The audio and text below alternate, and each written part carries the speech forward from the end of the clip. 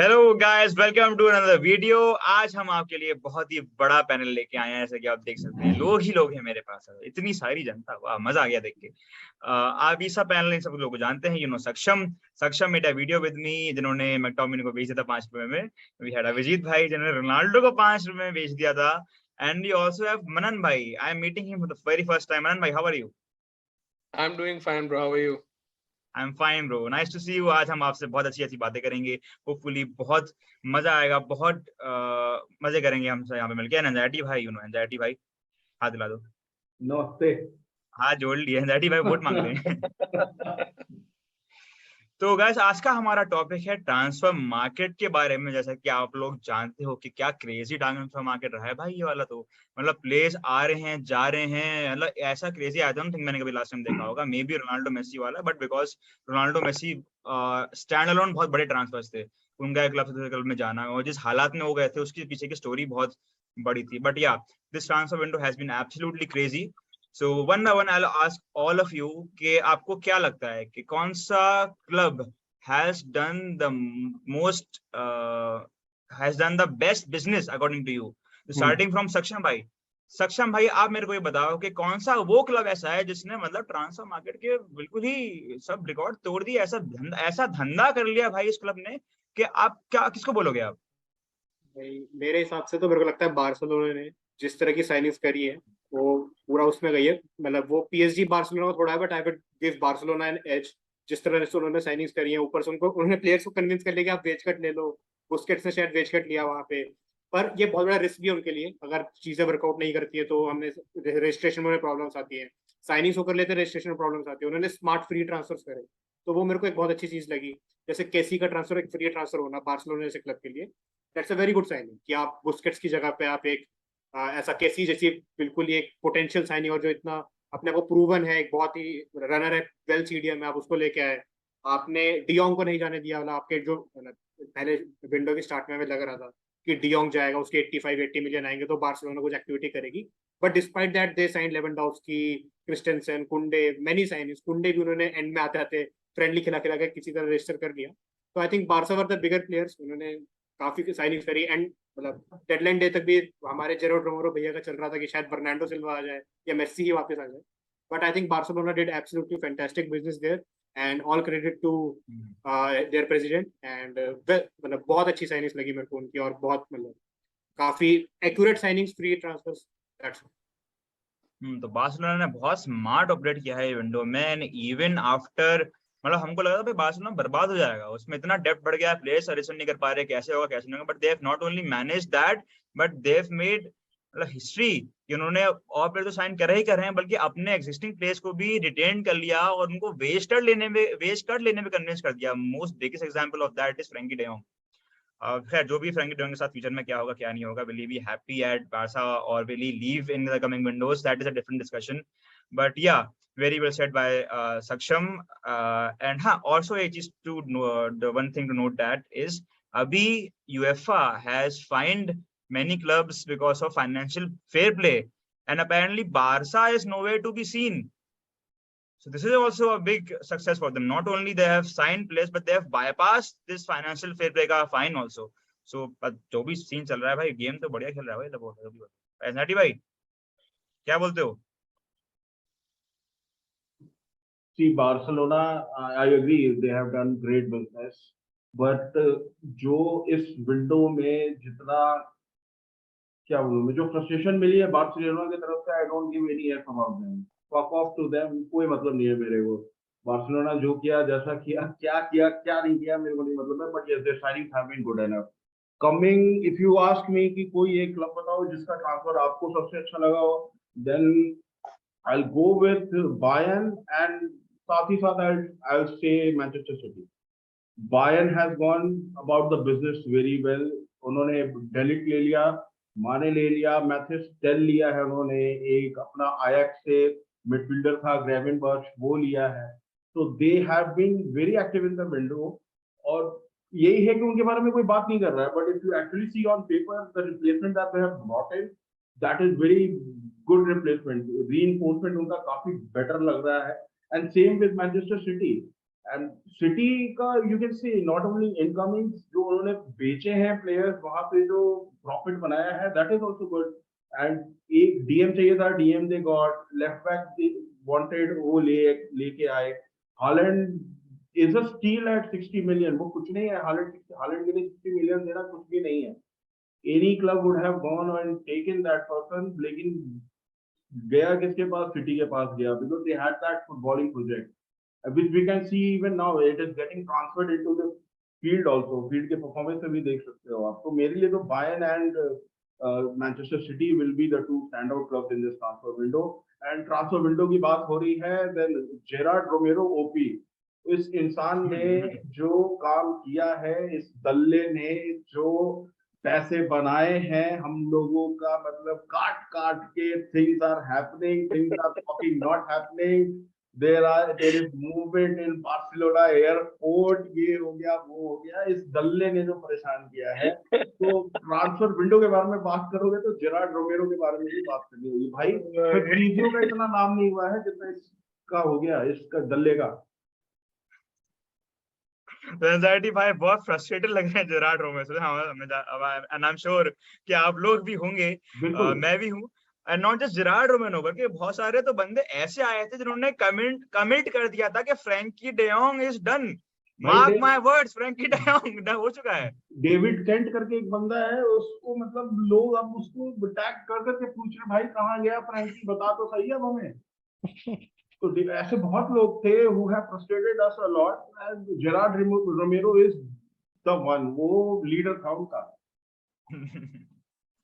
Very well said bye anxiety भाई, बिल्कुल frustrated हैं ये जेरार्ड रोमेरो से। बट हाँ, जो उन्होंने बात बोली बायर्न के बारे में और सिटी के बारे में, बहुत ही सही बात उन्होंने कि सिटी, मैनचेस्टर सिटी ने भाई प्रॉफिट कमा लिया है ट्रांसफर मार्केट में। हम भाई उनका नाम बदनाम करते हैं, बस सिटी इतना स्पेंड करता है, ऑल मनी है भाई, बट जो फुटबॉलिंग प्रोजेक्ट उनका बन गया है that is commendable. And coming to Manan भाई, what is that one club who has impressed you the most this transfer market? मैं भी बहुत कंट्रोवर्शियल ओपिनियन दूं क्या? बिल्कुल दो ना यार, उसी में तो मजा है। Okay, so I would say Manchester United. I will hear me out. See, why I'll tell you is कि first of all इस season जो भी signings आई हैं, other than Casemiro, you see we have bought world class players, at least world renowned players. अभी वो world class कितने हैं वो तो इस season Premier League में prove होगा. But for all the money we have paid, Lisandro Martinez is only earning 120k per week. Christian Eriksen is earning 150k per week. Malacia का I think it's so less कि I tried searching it but दिखाई नहीं रहा है, undisclosed, मतलब वो it's not even on the list, so I can imagine how low his wages are. सिर्फ एक Casemiro का ज़्यादा है, I am sure Antony का भी इतना ज़्यादा wages नहीं है.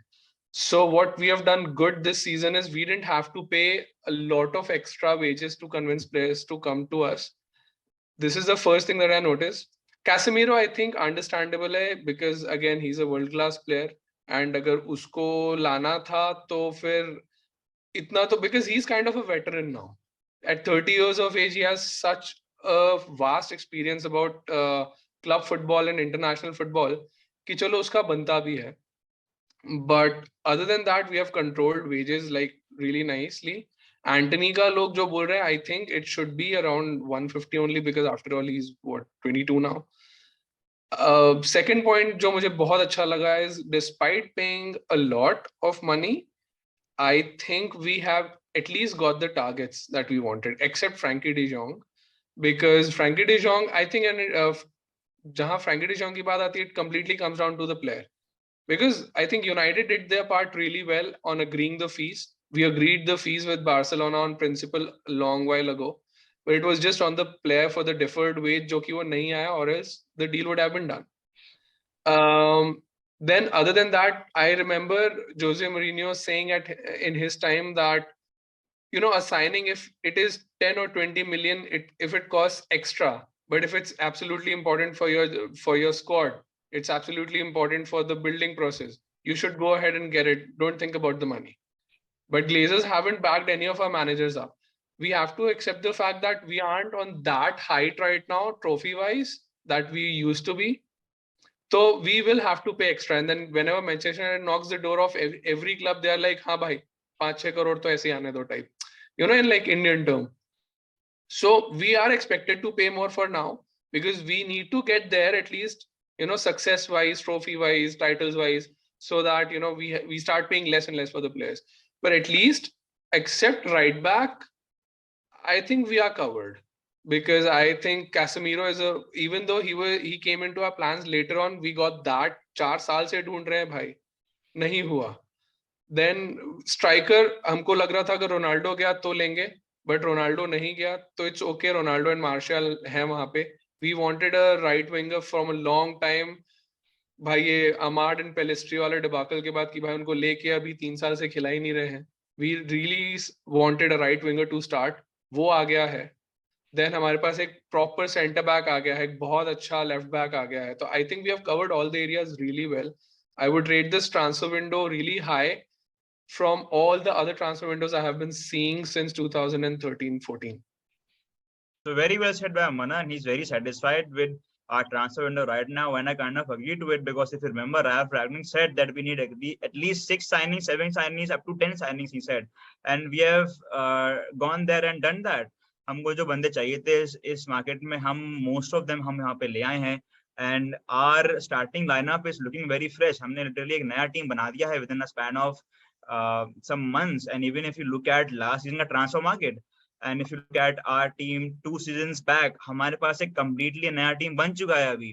I think only Bruno, Bruno भी वैसे बहुत recent signing है, शायद De Gea and Dalot is the oldest surviving members in the starting lineup.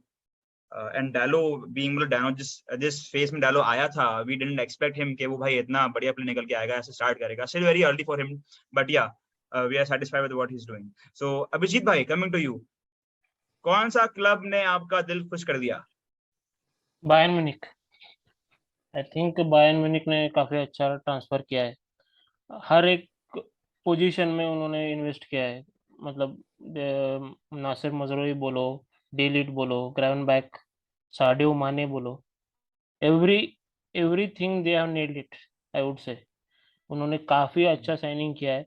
हर एक का एक रिप्लेसमेंट, या फिर कोई भी अगर सुला का एक रिप्लेसमेंट लाया है तो उन्होंने डिलीट लाया है, ग्रावेनबर्ग को लाया है एक एक्स्ट्रा, मतलब किमिश को एक एक्स्ट्रा, मतलब सपोर्ट के लिए. साडियो माने जो अपने फॉर्म में पीक में है या प्राइम में है, वो उन्होंने लिया है लेवेंडोस्की का एक मतलब रिप्लेसमेंट. तो मेरे हिसाब से तो बायर्न म्यूनिख ने काफी अच्छा किया है. अनदर क्लब मैं बोलूं तो सिटी ने भी अच्छा किया है, लेकिन वुल्वरहैम्पटन वुल्व्स ने भी काफी अच्छा किया है. उन्होंने अच्छा मिडफील्डर लाए हैं. तो मुझे नूनेस का ट्रांसफर काफी मतलब एक शॉकिंग लगा कि कोई बड़ा क्लब ने इसको अप्रोच ही नहीं किया. तो मेरे वो एक साइनिंग अगर यूनाइटेड कर देता तो I think it will be a mind blowing transfer for United. So Abhijit bhai is agreeing with Anxiety bhai, and he's saying कि Bayern ने बड़ा बिजनेस किया है, बढ़िया बिजनेस किया है, and perhaps Wolves ने बढ़िया बिजनेस किया है. This is something that I didn't know, and very well pointed by Abhijit bhai. So coming to the Premier League clubs, भाई हाँ, मेरे पास डेटा है कि प्रीमियर लीग के क्लब्स ने इस मार्केट में 1.9 बिलियन पाउंड स्पेंड किए हैं, which is I believe it's extravagant.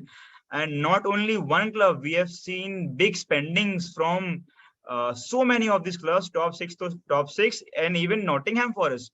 Like if I tell you, Chelsea is the top spender in the Premier League, followed by Manchester United, followed by West Ham, Tottenham, and Nottingham Forest. So Anxiety bhai, coming to you. Speaking of Chelsea, how do you rate this Chelsea's window? And we have seen that Chelsea has not only done this once, but twice, but thrice, but so many times, time and time again, हर साल transfer window में आते हैं और फोड़ के जाते हैं जो बंदे उनको चाहिए. They do deals like this, चाहे ओनरशिप नया हो के पुराना हो. What do you want to say about this? See, सबसे पहले मेरे लिए transfer window is not only about bringing players. Transfer window is about bringing players at the most needed time in a way that everything looked planned. What happened with Chelsea is last day deadline day पे भी दे वर busy, वो कुछ ना कुछ करना चाह रहे थे डेडलाइन डे पे, आई गेस जकारिया लिया उन्होंने। तो this might have been the reason कि नया ओनर था, they don't have a sporting director. From what I have heard is कि जो उनका ओनर है, he is the one who is negotiating for all the transfers and all. So yes, Chelsea ने सबसे ज्यादा पैसे खर्च किए हैं। They always had a plan कि रूडिगर एंड क्रिस्टेंसन जा रहे हैं, then we need 2 defenders, 3 defenders. कुकुरेया लेके आ गए, वो कुलीबाली लेके आ गए, साथ में आपका अभी फोफाना लेके आए हैं, बट फोफाना की साइनिंग में काफी टाइम लग गया। तो ये एक मैं कहूंगा कि आप प्लेयर्स तो ले आए हो, अभी आप फोफाना लेके आए हो, 5 मैचेस हो चुके हैं, योर मैनेजर इज क्राइंग कि हम मैचेस हार रहे हैं, आई डोंट हैव प्लेयर्स, मेरे मिडफील्डर्स इंजर्ड हैं and all, so that impacts the team की बैलेंस थोड़ी बिगड़ती है, so that is right. But yes, as a spender, Chelsea ने, as you have said, I guess Premier League history में सबसे ज्यादा इस बार इस विंडो में उन्होंने खर्च किए हैं पैसे, और चेल्सी ये करती आई है, एंड उनका सिंपल सा फंडा है, और वो इस सीजन में कुछ नहीं हुआ था, they only have one thing to do, that is to sack a manager. उनकी एक अपनी फिलॉसफी है, पैसे लगाओ ट्रॉफी जीतो, नहीं अगर तुम जिता पा रहे हो तो चले जाओ, तो ठीक है। बट वही है कि for me to analyze the transfer window, I analyze it in 2 different aspects, bringing players and at what time you are bringing those players. तो जो टाइमिंग वाला फैक्टर था, that missed with Chelsea, which is why I did not take Chelsea's name first hand. So anxiety by is very clear on Chelsea.